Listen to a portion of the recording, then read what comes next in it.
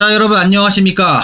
공략 한국사 짱센입니다. 이번 시간 공부할 내용은 고대의 사회 단원입니다. 여러분, 사회 단원은 대체로 다루는 게 신분제도, 해당하는 시대 신분제도, 그 다음에 법률제도, 그 다음에 풍속 등등입니다. 그래서 보통 사회 단원이 다른 단원에 비해서는 좀 쉬운 편이에요. 여기는 뭡니까? 좀 비교적 가벼운 마음으로 정리를 할 수 있습니다. 여러분, 공략 한국사 교재 162페이지고요. 본문을 정리해 보도록 할게요. 자, 삼국시대 이전의 신분제도, 이건 복습하는 거예요. 우리가 배운 내용입니다. 자, 신분제도가 형성. 청동기 시대 때, 여러분, 청동기 시대 때 신분제도가 처음 만들어졌죠. 계급이 발생을 해요. 그래서 시작된 정복전쟁은 이후에 철제무기, 철기 시대로 가면서 더욱 활발해집니다. 자, 지배층 사이의 위계서열, 이와 같은 정복과 복속으로 여러 부족이 통합되는 과정에서 자, 고대 사회에서 뭡니까? 지배층 사이의 위계 서열이 마련됩니다. 그 서열이 신분제도로 발전해 갔죠. 그래서 연매왕국, 자, 우리가 고대 국가들의 연매왕국 단계인데요. 연매왕국 단계 신분제도 보시면 가와 대가입니다. 자, 부여와 초기 고구려에는 가와 대가로 불린 권력자가 있습니다. 부족장이죠. 이들은 호민을 통하여 음락을 지배하는 한편 자신의 관리와 군사력을 지니고 정치에 참가했습니다. 자, 이들은 중앙집권 국가가 성립하는 과정에서 중앙에 흡수돼서 뭡니까? 귀족이 된 겁니다. 자, 호민은 경제적으로 부유한 계층이다. 부여 초기 고구려 사만의 음락을 지배했는데 이 호민이 나중에 혼주가 되지 않았을까라고 추정을 하는 거예요. 그 다음에 하호는 대다수의 뭡니까? 평민층입니다. 그 다음에 맨 밑에 노비, 천민이죠. 음락의 최하층에는 노비가 있다. 주인에게 예속되어 생활하고 있던 천민층입니다. 자, 다음에 삼국시대의 신분제도, 신분제 사회의 성립이다. 엄격한 신분제 사회. 삼국시대가 되면서 사회는 크게 귀족, 평민, 천민의 신분 구조를 갖추었다. 되어 있습니다. 자, 삼국은 이러한 계층 구조를 바탕으로 다시 지배층 내부에 엄격한 신분제도를 운영했다. 되어 있습니다. 그럼 크게 보면 맨 위에 왕이 있죠. 왕이 있고요. 그 다음에 귀족이 있고, 그 다음에 평민이 있고, 그 다음에 천민이 있는데, 예를 들면 이런 거예요. 귀족도 여러분, 귀족도 이게 한 덩어리가 아니고 귀족도 뭡니까? 자세히 들여다보면 높은 귀족과 낮은 귀족이 등급이 해당하는 귀족의 등급이 분화된다는 얘기예요. 지배층 내부에 신분제도가 또 별도로 있다. 그래서 이 귀족의 등급을 규정한 게 신라의 골품제입니다. 골품. 신라의 골품이 뭡니까? 귀족의 등급이에요. 여러분 이제 오해하는 게 진골 귀족하다가 육두품 할 때 진골 귀족이고요. 그 다음에 육두품 귀족이에요. 귀족의 등급이다. 그 다음에 평민도 여러분, 평민도 뭡니까? 뭐 농민이 있고요. 농민보다 이 평민 내부에서 뭡니까? 이 농민보다 낮은 게 뭐야? 앞에 공부했던 게 뭐가 있어요? 향이나 부곡.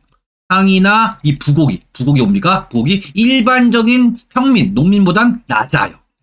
평민이라는 카테고리 안에 있지만 뭡니까? 거기도 높낮이가 있다는 얘기죠. 요걸 중심으로 보시면 돼요.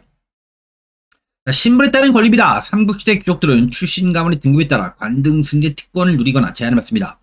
국가에서 받는 경제적 혜택에도 차등이 있다. 이러한 신분제도 중 대표적인 게 신라의 골품제도입니다. 신분 구조의 특징입니다. 법적 구속력 강화입니다. 그래서 고조선 시대 이래 존재했던 신분적 차별은 삼국시대에 뭡니까? 법적으로 더욱 강한 구속력을 지니게 됩니다. 율령을 반포했죠. 그래서 우리나라는 법으로 높은 귀족은 이렇고요. 낮은 평민층은 이렇다. 이걸 법으로 뭡니까? 이걸 확고부동하게 고착화시킨 거예요. 자, 왕을 정점으로 최하위 노비에 이르기까지 신분제적 질서가 유지됩니다. 자, 세분화된 계층구조. 자, 삼국시대의 신분은 왕족 비롯한 귀족, 평민, 천민으로 구분되지만 기능상으로 더욱 세분화된 계층이다. 이건 앞에 얘기했죠. 좀 더 뒤에다 보면 좀 더 쪼개져요. 자, 율령, 법이다. 지배층은 특권을 유지하기 위해서 지배 질서를 유지하기 위해서 법을 제정 반포한 겁니다. 지배층 중심의 별도의 신분제. 삼국은 지배층만을 대상으로 하는 별도의 신분제도를 운영하였는데 대표적인 것이 골품제도예요. 골품제도는 수도 경주에 거주했던 왕경인만으로 편성됐다. 이건 중요합니다. 처음엔. 왜 그래요, 여러분? 각 지역에 여러분, 각 지역에 여기가 경주면 각 지역의 부족장을 흡수했지. 그래서 각 지역의 부족장을 흡수해서 뭡니까? 서울, 경주를 중심으로 귀족 사회를 만든 거죠. 그래서 뭡니까? 수도, 수도에 흡수했던 뭡니까? 부족장이니까 뭡니까? 수도에 거주하는 사람을 중심으로 뭐야? 만든 게 당연히 골품제도가 됩니다. 자, 다음에 친족 중심 사회. 개인의 신분은 능력보다는 뭡니까? 친족의 사회적 위치입니다.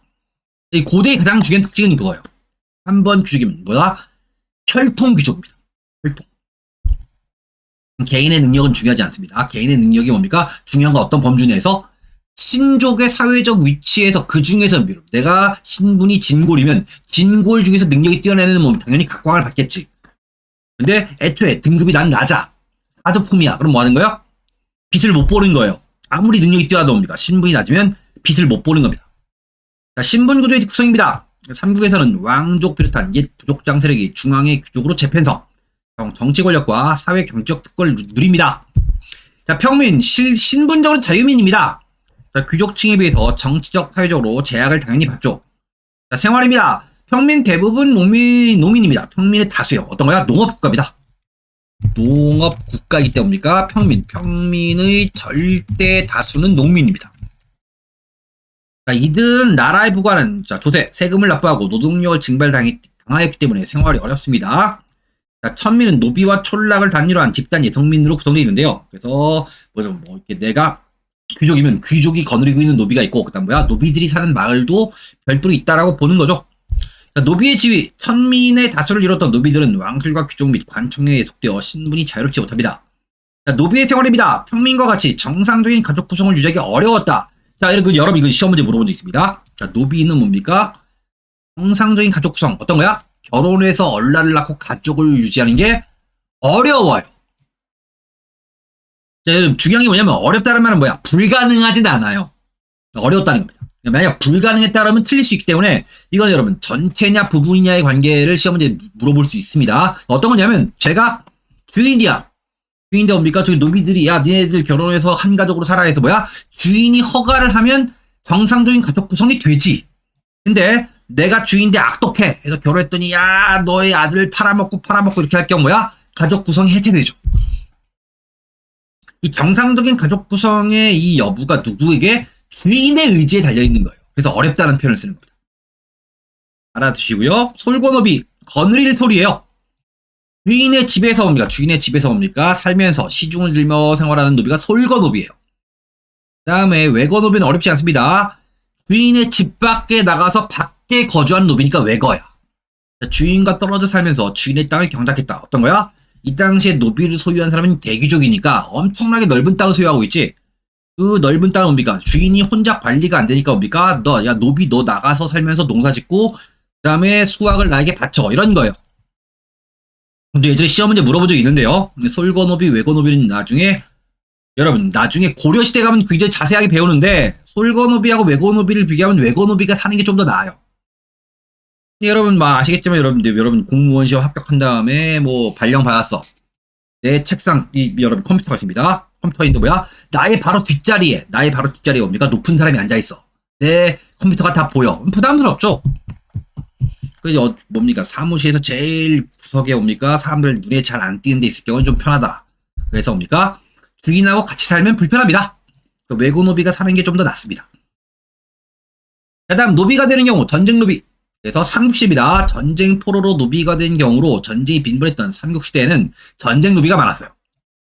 자, 통일 신라 이후에 정복 전쟁이 없어지죠. 삼국이 통일됐어요. 그래서 전쟁 노비는 점차 소멸되어 갑니다. 그 다음에 뭡니까? 전쟁 노비 다음에 증가하는 건 부채 노비예요.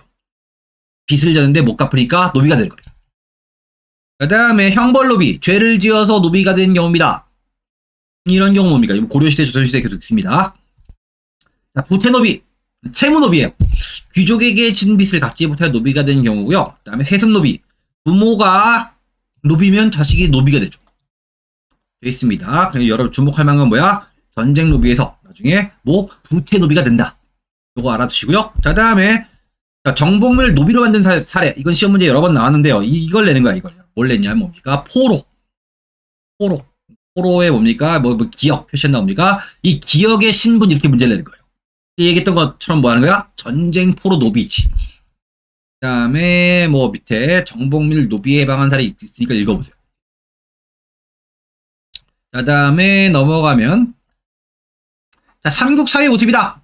그래서 한국사회. 풍속입니다. 풍속. 고구려의 풍속입니다. 이번 시간에 고구려와 백제의 풍속까지 살펴보겠습니다. 신라는 풍속이 굉장히 좀 많아서요. 별도로 정리를 해야 돼요. 자, 고구려의 사회기평. 자, 고구려는 압록강 중류 유역에 국가의 기틀을 마련했다. 아시겠지만 여러분, 우리가 배운 내용이죠. 산간 지역으로 식량 생산이 충분하지 못했기 때문에 일찍부터 대외 정복 활동에 눈을 돌렸다 해서 나라가 처음부터 뭡니까? 전쟁을 염두에 두고 설계된 나라예요. 사회 기풍이 시식했다. 자, 고구려 사람들은 절할 때 한쪽 다리는 꿇고 다른 쪽은 펴서 몸을 일으키기 쉬운 자세를 취하였다. 뭐 보통 뭡니까? 뭐 이렇게 아니 꿇을 때 뭡니까? 보통 우리가 절할 때 뭡니까? 이렇게 엎드려서 뭡니까? 무릎을 이렇게 꿇고 절하잖아요. 그러니까 절할 때 근데 그게 아니고 어떻게? 이렇게 해서 다리 한쪽을 이렇게 폈다. 무슨 서양의 중세 기사가 앉는 것처럼 한쪽 다리 이렇게 꿇고 한쪽 다리 이렇게 폈다 뭐 이렇게 뭐 이런 식으로 옵니까? 이게 그림은 안 남아 있고 말로 설명이 돼 있어요. 중국 역사책에 뭐 이렇게 추정하는 겁니다. 납작 엎드리는 게 아니고요. 그 다음에 걸음을 걸을 때에도 뛰는 듯이 빨리 행동했다. 자, 엄격한 형법의 운영이다. 이쪽에서 시험 문제 많이 냅니다. 자, 귀족들이 통치 질서와 사회의 기강을 유지하기 위해 시행한 형법은 매우 엄격했다. 그래서 내용은 반역죄. 자, 반역을 꾀하거나 반란을 일으킨 자는 먼저 불에 구워요. 그 다음에 목을 베릅니다. 사형이에요. 패전죄. 적에게 항복한 자나 전쟁에 패한 자는 역시 사형입니다.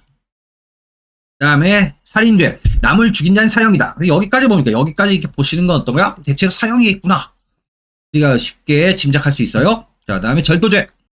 도둑질한 자는 도둑질한 자는 훔친 물건의 12배를 물게 하는 일택 12법. 이건 뭡니까? 부여에서 온 거죠. 그대로 고구려도 일택 12법이다. 이거 시험 문제 많이 물어요. 그 다음에 손괴죄. 남의 소나 말을 죽인 자는 뭡니까? 노비로 삼습니다. 그러니까 우리 집의 소와 말을 죽였으니까 너도 우리 집의 소와 말이 되라. 이렇게 이해하시면 돼요. 자, 그럼 여러분 함정 문제는 뭐냐면 뭐 여기 있는 것들은 대체로 정리가 되는데 자, 남의 소나 말을 죽인 자는 사형이다. 이렇게 문제된 적이 있습니다. 소하고 말하고 사람이 동격인 건 좀 더 과하지. 사람을 죽인 자는 사형이니까 소나 말을 죽인 자는 뭐가 돼? 노비가 된 겁니다. 요건 시험 문제 물어본 적이 있어요. 연좌제, 이것도 시험 문제 많이 나옵니다. 반역자와 반란자의 가족은 뭡니까? 노비로 받습니다. 노비로. 형벌 노비가 돼요. 그래서 가족을 연대치입, 연좌제입니다. 자, 이렇게 엄격한 형벌을 적용했기 때문에 법률을 어기거나 사회 질서를 해치는 자가 드뭅니다. 드물어요. 자, 다음에 사회계층과 생활 모습. 자, 정치를 주도하여 사회적으로 높은 지위를 누린 계층은 왕족인 고씨입니다. 자, 오부 출신 귀족이에요. 보시면 자, 사마르칸트 지역 뭡니까? 궁전의 벽화가 있는데 뭡니까? 자, 고구려 사신이 여기 있습니다. 머리에 깃털을 이렇게 꽂고 있죠. 그래서 고구려 사신이다. 자, 머리에 깃을 꽂고 있다. 보시면 자, 이들은 그 지위를 세습하면서 높은 관직을 맡아 국정 운영에 참여했다. 자, 전쟁이 나면 스스로 무장해서 앞장서 적과 싸웁니다. 고구려 귀족이 그래요. 자, 생활 모습 고분 벽화에 잘 나타나 있다. 신물의 규칙에 따라 인물에 크게 차등을 둔다. 이건 뭡니까? 이건 벽화와 연결시켜 시험 문제 낼 수 있어요. 쉽게 얘기하면 뭡니까? 주인은 크게 그리고요. 노비는 작게 그리는 거예요. 알아두시고요. 자, 백성은 대부분 농민입니다. 자, 생활은 국가에 세금을 바치고 군대 가고요. 자, 토목공사, 부역입니다. 이들의 생활은 매우 불안정해서 흉년이 들거나 빚을 갚지 못하면 노비로 전락하게 됐다. 자, 구제책, 고국철왕 때 시행했던 진대법이다. 진대법을 여러분 시험 문제 굉장히 많이 냅니다. 자, 농민을 구제하기 위한 책이다. 먹을거리가 부족한 봄에 곡식을 빌려주었다가 해서 봄에 대출, 춘대 해서 가을에 추수한 걸 갚도록 했다 해서 춘대 추납이에요. 그래서 진대법이다. 자, 보시면 194년 2세기 말입니다. 고국철왕 때입니다. 재상을 파소의 건의로 시행했습니다. 자, 개념은 먹을거리가 부족한 춘궁기 때 옵니까? 곡식을 빌려주었다가 가을에 추수한 것으로 갚게 하는 춘대 추납의 구율제도이다. 자, 목적은 귀족이 한 고리대업. 자, 이 귀족이 뭡니까? 이 사채를 아닌 사채. 돈놀이 하니까 백성이 노비, 부채노비가 되는 걸 되거나 부채노비가 되거나 유민, 거지가 되는 걸 방지하고 왕권을 강화하기 위해 실시한 것으로 전근대 사회에 시행된 이러한 진대법은 지배층과 피지배층 사이의 계급적 대립을 완화시켜 지배 질서를 유지하기 위한 수단이다. 그래서 진대법은 뭐야? 국가가 귀족의 고리대에 저항하는 대항. 그래서 뭡니까? 국가가 국가가 저리로 대출해 준 거예요. 여러분, 고리는 높은 이자요. 높은 이자의 대출업에 대항해서 뭡니까? 나라에서 낮은 이자로 대출해 준 겁니다. 이게 진대법이에요. 자, 여러분, 대학 학자금 대출이나 뭐 이런 거 할 때 뭡니까? 나라를 끼부해주는 대출은 뭡니까? 이 이자가 싸지. 그런 거예요. 자, 결과는 귀족의 반대했겠지. 자기들 수익이 주니까. 국가에서 고리대는 또 금지하지는 않아요. 이걸 금지한 다음에 이것만 해라 한 게 아니고 고리대는 그냥 내버려 두고 국가에서 뭡니까? 저리 대출을 추가한 거예요. 대항하게 한 건데 성과는 크지 않다. 그런 거야? 진대법 시험 문제 많이 나오는데 많이 나오는 거에 비해서 뭡니까? 실제 역사에서 성과가 아주 크진 않았다는 겁니다. 그 시험 문제 많이 나오는 이유가 뭐냐면, 여러분, 우리나라 역사서에 기록되어 있는 뭡니까? 사실상 최초의 사회보장제도예요. 그래서 시험 문제 많이 나오는 거예요. 또 이후에 지속적인 영향을 주었죠. 자, 특징, 백성들의 생산활동을 가능케 한 것으로 고리대를 금지하기 위한 건 아닙니다. 이건 금지한 건 아니에요. 고리대는. 자, 고대 이후에 진대법과 유사한 사회책으로 고려의 흑창, 태조 왕건이 흑창이라고 만들었다가 나중에 의창으로 이름을 바꾼 거예요. 조선시대 때 환곡이 있습니다. 네, 환곡은 국가가 하는 것이고 사창은 민간에서 하는 것이고요. 그 다음에 뭐야? 현대 영농자금이다. 현대 영농자금은 뭐 하는 거예요? 농협에서 여러분 농업 대출을 해주는 거예요. 영농자금 등이 있습니다. 그 다음에 천민, 구성은 피정복민이나 몰락한 평민입니다. 그 다음에 형벌노비, 남의 소나마를 죽인 자는 노비로 삼았다. 우리가 앞에 봤고요. 부채노비, 빚을 갚지 못한 자가 그 자식들을 노비로 만들어 변상하는 경우도 있습니다. 자, 그 다음에 혼인풍습. 자, 고구려 지배층의 혼인풍습으로 형사취수제. 그러니까 형이 죽으면 뭡니까? 그 형수와 재산을 누가? 동생이 갖는 거예요. 서옥제입니다. 대릴사유제죠. 형사취수제 나와 있고요. 읽어보시고요. 자, 서옥제입니다. 자, 혼인하는 풍속을 보면 구두로 약속이 정해지면 신부집의 큰 본체 뒤에, 그러니까 신부, 장인네 집이죠. 큰 본체 뒤에 작은 별채를 짓는데 이걸 서옥이라 한다. 그래서 결혼하면 뭡니까? 결혼하면 남자가 장인네 집에 가서 일정 기간 동안 살다 오는 거예요.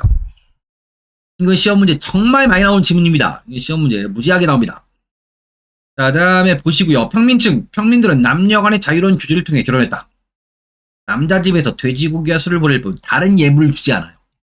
신부 집에서 재물을 받은 경우 딸을 팔았다고 해서 부끄럽게 생각합니다. 그래서 여러분 비교하는 게 뭐냐면 부역의 국가예요.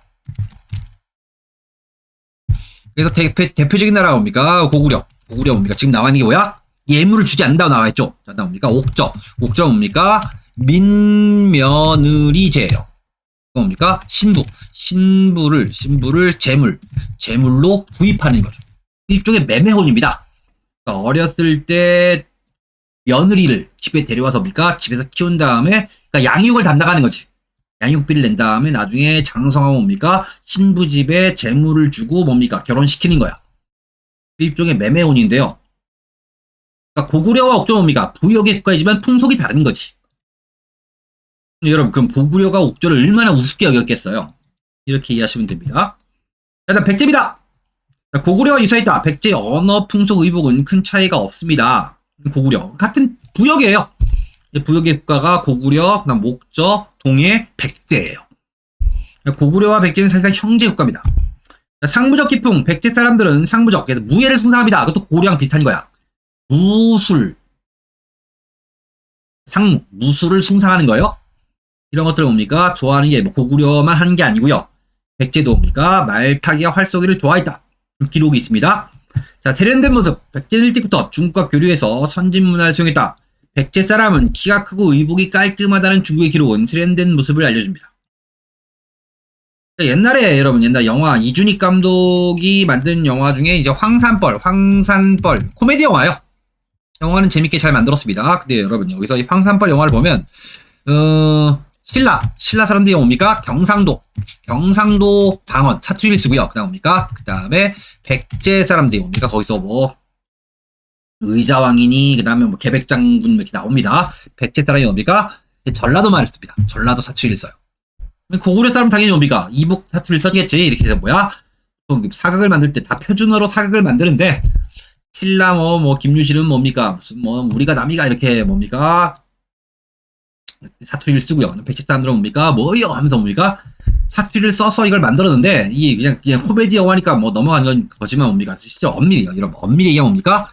백제입니다. 백제의 수도는 한성, 서울이고요. 그 다음에 공주와 그 다음에 부여예요. 공주와 부여가 어디야? 충청도예요, 여러분. 지금의 충청도죠. 그래서 고증이 지금 우리나라는 특히 현대 이후에 뭡니까? 영원한 사이에 갈등이 있었기 때문에 영화를 이렇게 만든 건데 엄밀하게 얘기하면 뭐야? 서울 사람과 그 다음 뭡니까? 충청도 사람입니다. 조선시대 때. 조선시대 때 어디? 기호지방이라고 했던 지역이 이쪽 지역이죠. 서울과 경기도와 그 다음에 충청도예요. 이쪽입니다. 이쪽. 그래서 그때 충청도 이때 황산벌 영화 개봉했을 때 뭡니까? 충청도에서 막 이의제기하고 막 그랬었어요. 뉴스가 있습니다. 참고하시고요. 그 다음에 엄격한 형법이다. 자, 귀족들이 뭡니까? 사회치에 이 지배 질서를 유지하기 위해 제정하였다. 형법의 적용이 엄격한 건 고려와 비슷합니다. 전통시대 특징이 그래요. 전통시대 뭡니까? 처벌을 중시하죠. 자, 반역죄, 패전죄, 살인죄, 반역한 자나 전쟁에서 퇴학한 군사 및 살인자는 뭡니까? 참수. 목을 베입니다. 목을 베어요. 자, 절도죄. 이게 고구려와 차이점이죠. 고구려는 1택 12법인데 여기는 뭐야? 귀양을 보내요. 2배를 물게 합니다. 고구려는 12배를 물게 하고 여기는 귀양을 보내고 2배를 물게 합니다. 자, 간음죄. 간음한 부녀자는 남편 집에 노비로 만들었고요. 가부장제죠. 가부장제. 자, 뇌물죄. 자, 관리가 뇌물을 받거나 횡령했을 때는 3배를 배상하도록 종신하도록 해서 뭐야? 3배를 배상하고요. 그 다음 뭡니까? 종신형이 처합니다. 평생 뭡니까? 감옥에 가두는 거죠. 이런 것들은 뭡니까? 고구려에 없는 특징적인 거지. 절도죄. 1택 12법과 비교하는 것이고요. 뇌물죄. 3배를 배상하고 금고형이다. 이런 겁니다. 비교해서 보시고요. 그 다음에 사회 모습. 자, 구성은 왕도인 부여씨입니다. 여러분, 백제는 뭡니까? 백제는 애초에 뭡니까? 애초에 성씨가 부여씨예요. 부여씨입니다. 그래서 백제 뭡니까? 백제는 부역의 국가라는 뭡니까? 국가라는 자부심이 있습니다. 자부심. 그래서 왕족이 뭐야? 성씨가 부여씨. 성이 2개죠.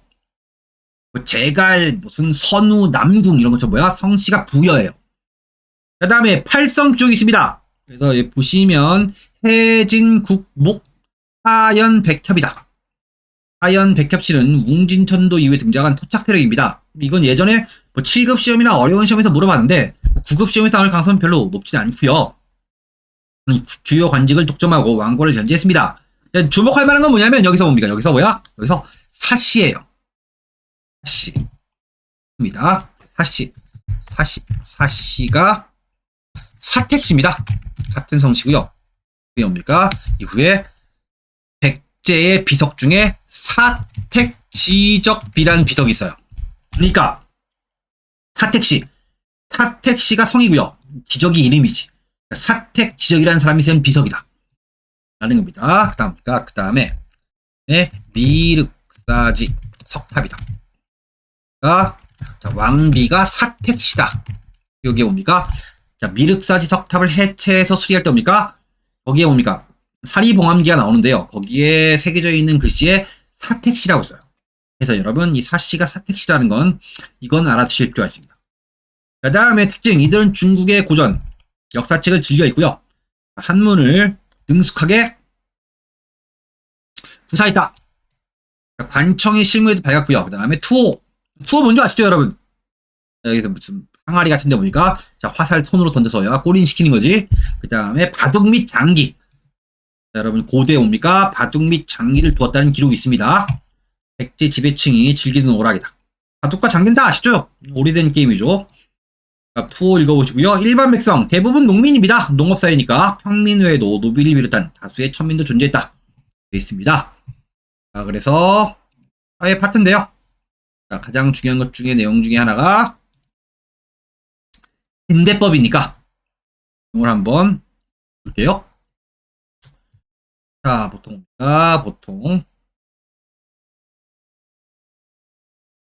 문제를 이런 식으로 됩니다.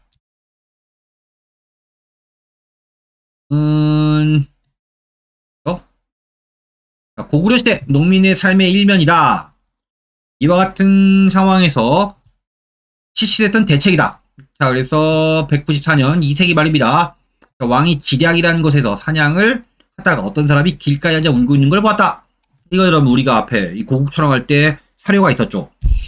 자, 그래서 왜우니 저는 가난해서 품팔이로 어머님을 봉양하고 있는데 올해는 흉년으로 농사가 안 되어 품팔이조차 할 수 없다. 할 때 왕이 내가 백성의 부모가 되어 이렇게 백성에게 이처럼 어려움을 겪겠으니 이 모든 것이 나의 죄로구나 한 다음에 한 게 뭐야? 진대법이에요. 진대법 실시에 옵니까? 사료입니다. 그래서 자, 실시했던 대책. 자, 궁핍한 백성에게 봄에 곡식을 빌려주고 가을에 갚겠다. 진대법이다. 이게 답이에요. 답이죠. 자, 여러분 이게 스탠다드 9급에서 스탠다드한 문제인데 자, 내용을 아는 사람은 쉽게 풀 수 있죠. 자, 백성을 징발해서 성곽과 부를 보수했다. 부를 보수했다. 아니면 답이 될 수 없죠, 여러분. 자, 이렇게 어려움을 겪겠다 한다면 뭡니까? 야, 와서 성사. 이러면 뭡니까? 이건 소시오패스죠. 그 다음에 민정문서를 작성해서 조세의 노동력 징발 자료. 이건 통일신라이고요. 자, 특산물세를 쌀로 대신 내게 하고 이건 조선시대 후기 가면 대동법이라는 게 있어요. 그 다음에 군포도 경감했다. 이건 어떤 거야? 조선시대 후기 때 영조 때 군포를 반으로 줄인 게 균역법이죠. 답이 1번입니다.